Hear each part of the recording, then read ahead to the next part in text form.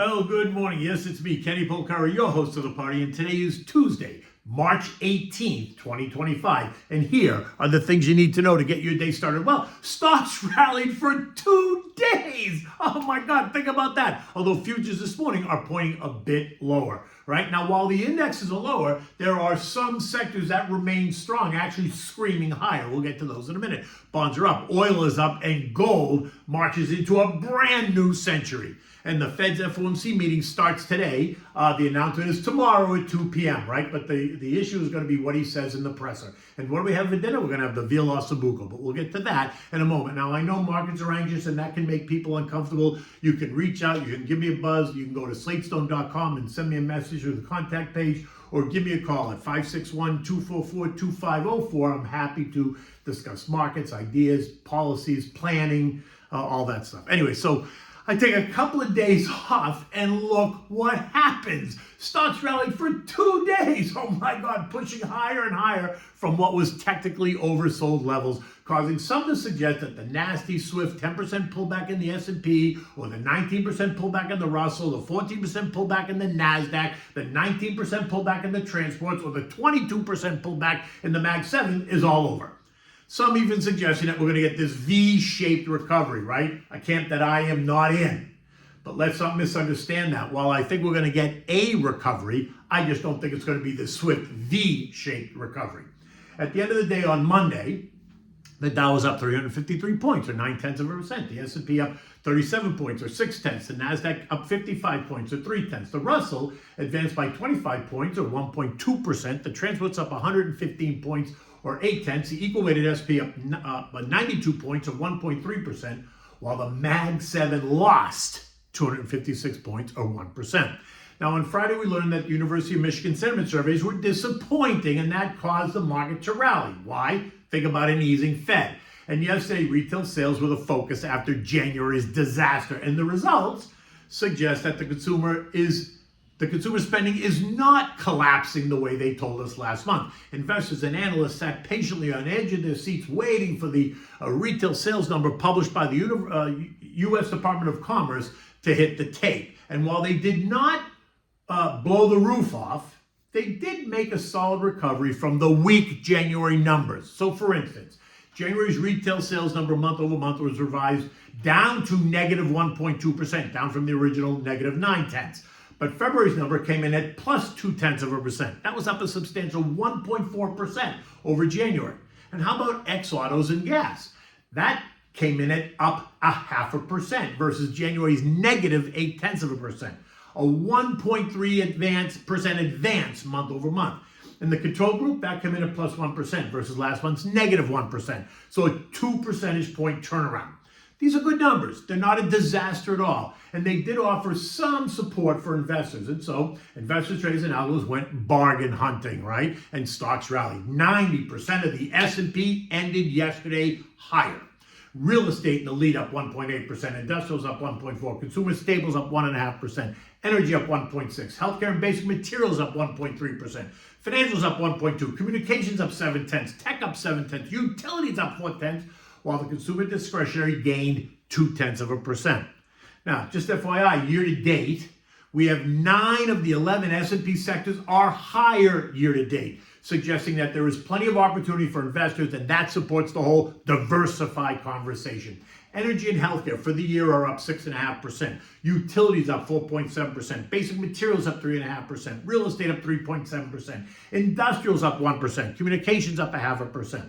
Leading us lower by year-to-date standards are commercial consumer discretionary down 12.5%, and that makes some sense. And tech down 7.4%, and that makes some sense. Further down the chain, we've got year-to-date losses in home builders down 5.7%, retail is down 13%, airlines down 13%, disruptive tech down 11%. The value trade is flat, while the growth trade is down 6.4%. Semis down 5.2% on the year. Now on the upside, cybersecurity is up 3.7%. Gold is up 25%. Aerospace and defense up 5.5%. Steel up 9.5%. Metals and miners up 2.5%. Emerging markets up 8.5%. And if you shorted the disruptive tech trade, right, SARK, you're up 14%. Bonds were higher yesterday. The TLT up 0.5%, the TLH up 0.3, while the AG was up 0.1%, leaving these assets up 3.7%, 3.5%, and 1.5% respectively.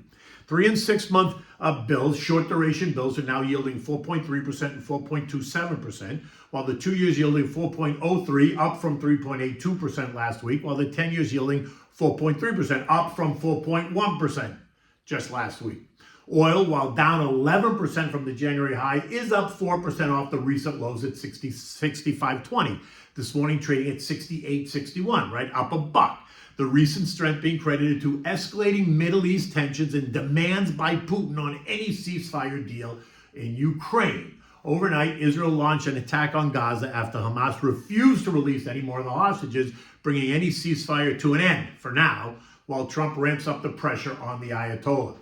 On the next page, Vlad made all kinds of demands on any ceasefire deal with Ukraine, effectively torpedoing the plan endorsed by the U.S. and the international community and Ukraine. Trump is expected to speak to Vlad today to try to make him a deal he can't refuse. For now, oil remains in the $65 to $70 range. As discussed, gold broke out of that triangle that we identified 3 weeks ago. It broke out of it on the 12th at 29.30 as investors continue to flock to the safety trade. The push-up taking gold into a new century. This morning it's up 30 bucks at $3,033 an ounce. Up 25% year-to-date, up 45% in 2 years. The recent strength credited to the geopolitical uncertainty and the economic uncertainty at home and abroad, in addition to all of the central bank buying that we've been discussing for months now. Eco data today includes housing starts expected to be up 1.4%, and that would be a massive turnaround from last month's negative 9.8%. While building permits are actually expected to be a little bit weaker at negative 1.4%, worse than last month's negative 0.6%. Industrial production up 0.2, while capacity utilization remains strong at 77.8%. In addition, it is also the start of the Fed's two-day FOMC meeting, the results being posted tomorrow at 2 p.m., where it is expected to remain unchanged at 4.25%, 4.5% in terms of rates. As usual, though, it's going to be the press conference at 2:30 that sets the tone going forward. What will JJ say now about the economy? Will he comment on tariffs? Does he or the committee see a recession in the near future? What will he say about the Atlanta Fed's GDP forecast?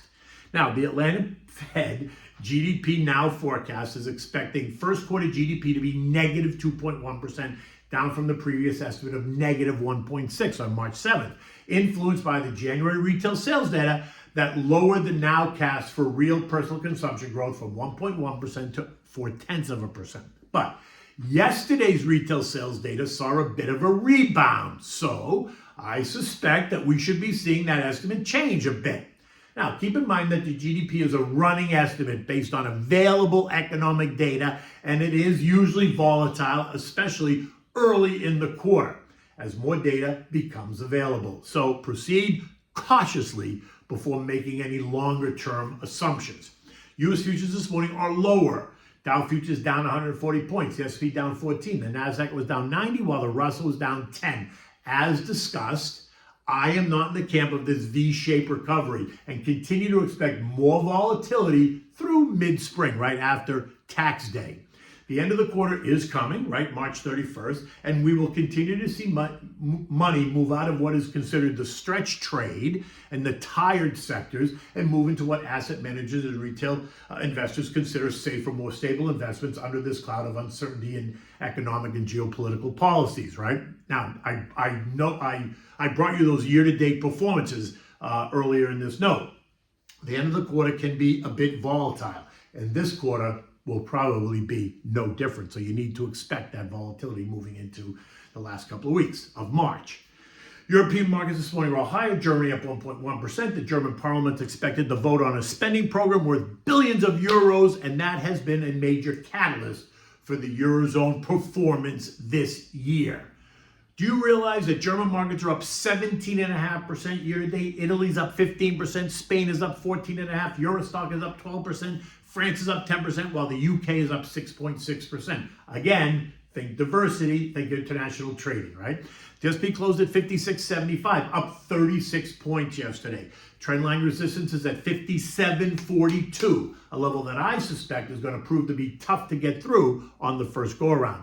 This morning futures are pointing lower. My sense is that we're in this 5600, 5740 trading range for now. I would not be surprised though if we test the lows of 5504 that we saw on the 13th of March before we pierce trendline resistance. So I think we go low before we go higher.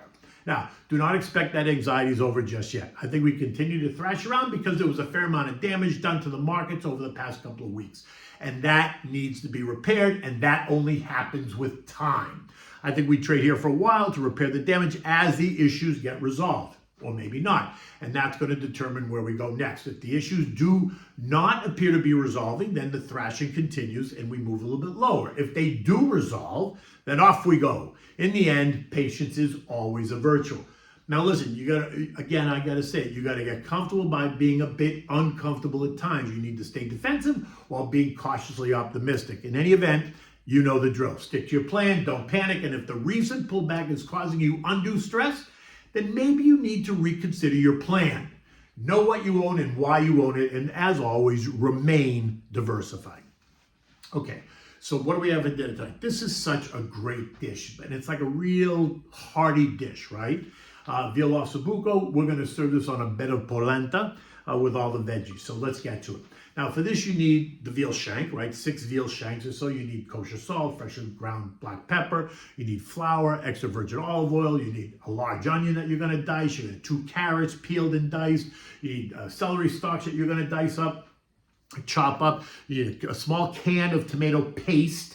You need 8 medium garlic cloves or more, depending if you like garlic, that you're going to chop. You need red wine and you need beef broth. Now you're also going to make the gremolata. You need a half a cup of flat leaf parsley that you've chopped.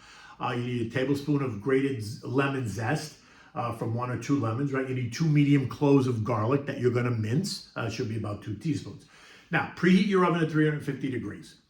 Now, you're going to rinse your shanks and then pat them dry. You're going to dredge them in seasoned flour. Here, you can use gluten-free flour if you want.